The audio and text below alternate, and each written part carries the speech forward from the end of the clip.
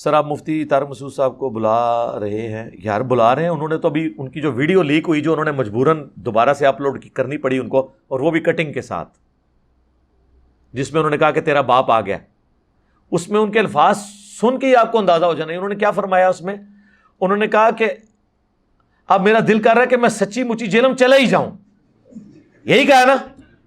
تو اس کا کیا مطلب ہے؟ کون نہیں آ رہا؟ وہی نہیں نہ آ رہے، یعنی سچ، یعنی میں پہلے آپ کو جھوٹی موٹی کہہ رہا تھا کہ میں نے جانا ہے، اس میں کہیں نہیں شو ہو رہا کہ میں نے ان کو روکا ہوا ہے۔ سرکار میں بار بار کہہ رہا ہوں، آپ میں سے کسی کا رابطہ ہے تو ہم سے ٹکٹ بھی لے لیں، ہم آپ کو ٹکٹ بھی لے دیتے ہیں، ان کے کیمرہ مین، ہم نے تو منع نہیں کیا ان کو، ہم نے صرف یہ کہا ہے کہ آپ جن فضول بحثوں میں ہمیں الجھا کے ٹائم ضائع کرنا چاہتے ہیں وہ بحثیں بعد کی بحثیں ہیں۔ قادیانیوں سے رفع الیدین پہ بات نہیں ہوگی، حالانکہ قادیانی بھی حنفی ہیں، میں نے ویڈیو لگا دی ہے، وہ حنفی مانتے ہیں اپنے آپ کو، رفع دین نہیں کرتے۔ اب ایک قادیانی مجھے کہے جی مجھ سے آ کے رفع دین پہ آپ بحث کریں، چونکہ آپ نے رفع دین پہ لیکچر ریکارڈ کروایا، تو میں اس سے کہوں گا میرے بھائی رفع دین کو آپ مان بھی لو، جب تک آپ ختم نبوت کو نہیں مانتے میرا آپ کا مسئلہ تو حل ہی نہیں ہونا۔ پہلا مسئلہ ہے ختم نبوت، جب تک ختم نبوت سیٹل نہیں ہوتا باقی مسئلوں پہ ٹائم کیوں ضائع کریں؟ ضرورت نہیں ہے، جب نہ آپ کے نزدیک وہ ویٹیج والے ہیں نہ میرے نزدیک۔ رہ کے میں کسی بات کو پیشن سے بیان کرتا ہوں تو میں اپنے موقف کو تو پیشن سے بیان کروں گا، ڈیلے پن سے تو نہیں کروں گا۔ تو عقیدے کو پہلے سیٹل کریں، آئیں آل محنت کے عقیدوں کا دفاع کریں، اپنی پبلک کے سامنے کر دیں۔ چلیں اگر ان کو یہ مسئلہ ہے نا کہ انہوں نے نہیں آنا تو ویڈیو بنا دیں، میں نے 3 عقیدے ہی دکھائے ہیں نا، ایک قسط شروع کر دیں کہ پہلا عقیدہ یہ بتایا تھا، یہ اس کے دلائل ہیں، میں ویڈیو میں اس کا جواب دے دوں گا۔ ادھر وہ خود نہیں آ رہے، ہم نے کوئی منع نہیں کیا ہوا میرے بھائی، میں نے نہ تو کسی جو ہے وہ ایئر ٹریول سروس کے ساتھ رابطہ کیا کہ ان کو ٹکٹ نہیں دینا آپ نے، میں تو خود ٹکٹ دینے کے لیے تیار ہوں، خود نہیں آ رہے۔ ان کی فرمائش ہے کہ آپ سادے الفاظ میں ایک کلپ ریکارڈ کریں، میں سادے الفاظ میں کئی دفعہ ریکارڈ کرواؤں گے، سر آئیں، پہلے عقیدوں پہ بات ہوگی، جب تک عقیدے سیٹل نہیں ہوتے، اور اگر عقیدے سیٹل ہو جائیں تو آپ کی سارے مسئلے ہم بغیر دلیل کے ہی مان لیں گے، پھر تو ظاہر ہے جی مسئلہ ہی ختم ہو گیا۔ جب کسی کے عقیدوں کو درست مان لیا اس کے فقہی مسئلے تو پھر چھوٹے رہ گئے، جب عقیدہ اس کا صحیح نکل آیا باقی چیزیں تو چھوٹی رہ گئی۔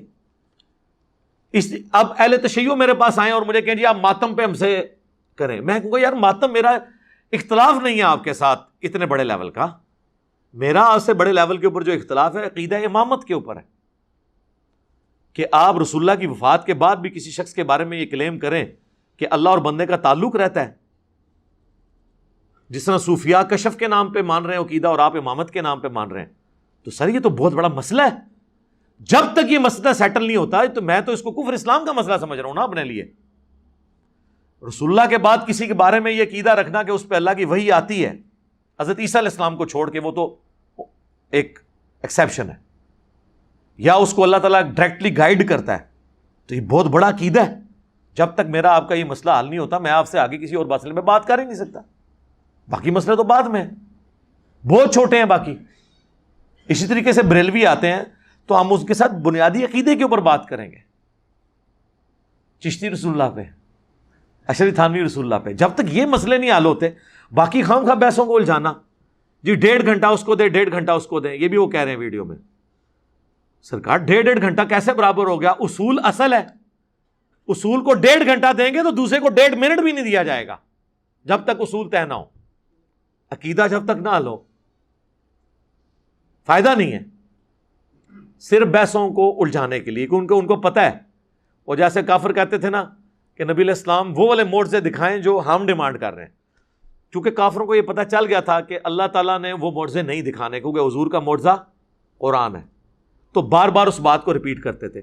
ان کو بھی پتا ہے کہ میں نے ان موضوعات پہ بات کرنی ہی نہیں ہے، چونکہ وہ ٹائم کا ضیاع ہے، اور میرا ٹائم اس سے زیادہ قیمتی ہے۔ آپ دیکھیں دنیا میں اللہ کے فضل سے اس سے بڑا کوئی مذہبی پلیٹ فارم ہے آپ کے علم میں؟ ہمارے اسٹوڈنٹس کے جو عام چینلز کی ویورشپ ہے نا، وہ کسی بھی بڑے سے بڑے عالم کی ویورشپ سے زیادہ ہے، ٹھیک ہے؟ جن کے نام یہ حضرت اور فلاں کے ساتھ لے کے چلتے ہیں نا، اور کہتے ہیں جی ان کی تصویریں لگا کے مشہور ہو رہا ہے، تو ان کی اپنی ویڈیوز کی ذرا ویورشپ دکھا دینا کتنی ہے۔ حضرت تقی عثمانی صاحب، حضرت تقی عثمانی صاحب کی جو آپ نے ویڈیوز اپلوڈ کی ہیں نا آج تک، ان کی ویورشپ دکھا دیں کتنی ہے، اور جن کی اپنی ویورشپ جو ہے ہزاروں میں مشکل سے پہنچتی ہے، ان کی تصویر اگر میں لگا کے میری ویڈیو لاکھوں میں جا رہی ہے تو ان کی وجہ سے جا رہی ہے، جن کو خود ہزاروں لوگ سننے کے لیے تیار نہیں ہے. بات کرنے والی کریں، لاجیکل بات کریں، ایسا نہیں ہے. تو یہ ہم نے شروع میں نٹ شیل میں یہ طے کر دیا تھا، بار بار اسی کو اپلوڈ کیا کہ جب تک عقیدہ نہیں ہوگا اگلی باتیں نہیں ہو سکتی.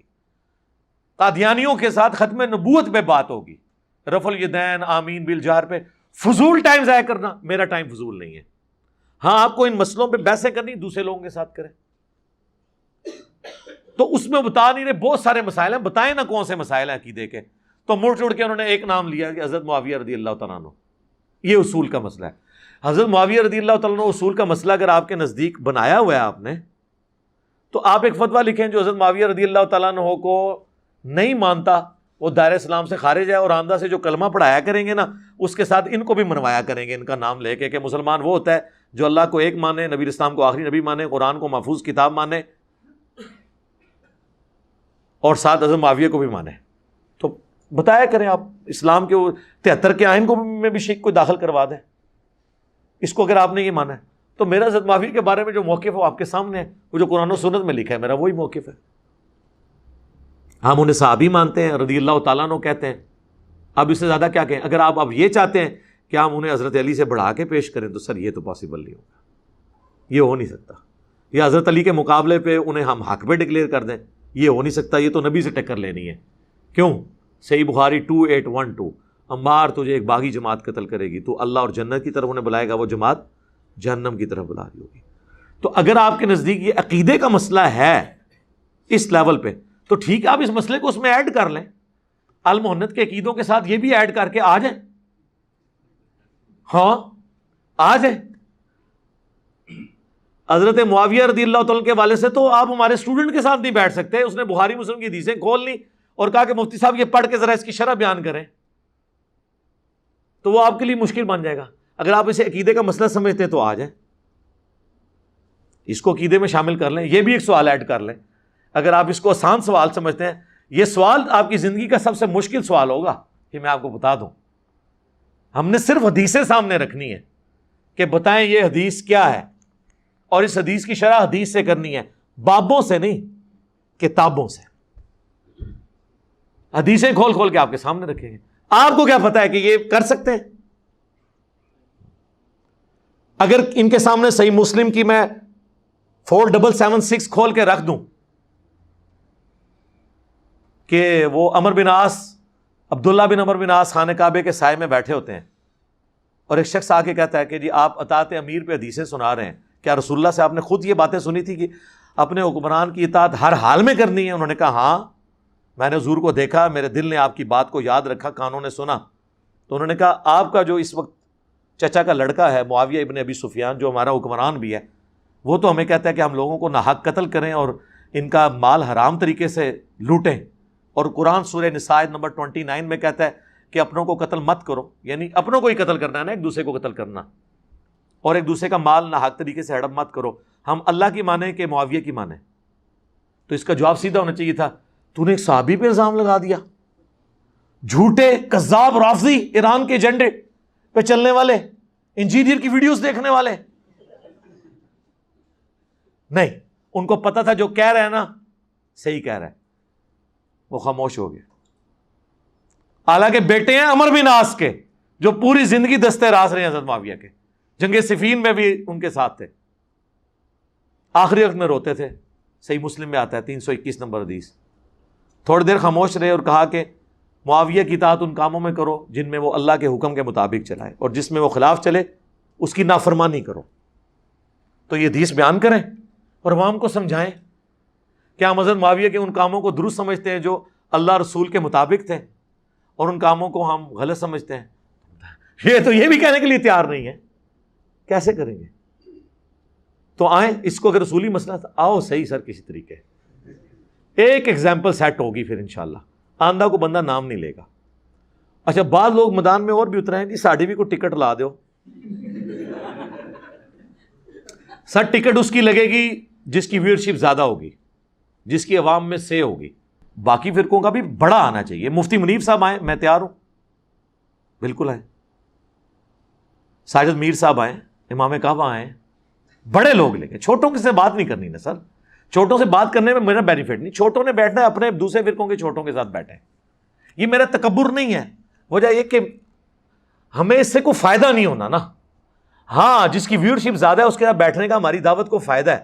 جس کو لاکھوں لوگ دیکھتے ہوں, فالو کرتے ہوں, لاکھوں میں لوگ, ملینز میں, وہ جب بندہ آ کے ہمارے سامنے اس طرح قسم پرسی میں بیٹھے گا, علمی دلائل میں وہ ناکام ہوگا, تو ہماری دعوت کو بہت فائدہ ہوگا. اس فائدے کے لیے میں تیار ہوا تھا. اور وہ بھی مطلب وہ ایک نادر علی بھائی بیچ میں پڑے. اب نادر علی بھائی تو اس وقت مطلب وہ کہہ رہے ہیں اس دن سے نہ مفتی صاحب میرا فون اٹھاتے ہیں نہ میرے ساتھ بات کرتے ہیں, ورنہ پہلے میں ان کو مس بیل دے دوں, رابطہ بھی کروں تو کرتے تھے. بڑے متنفر ہوئے علماء سے. میں نے کہا آپ نے مجھے مجبور کیا تھا نا, اب دیکھ لیں.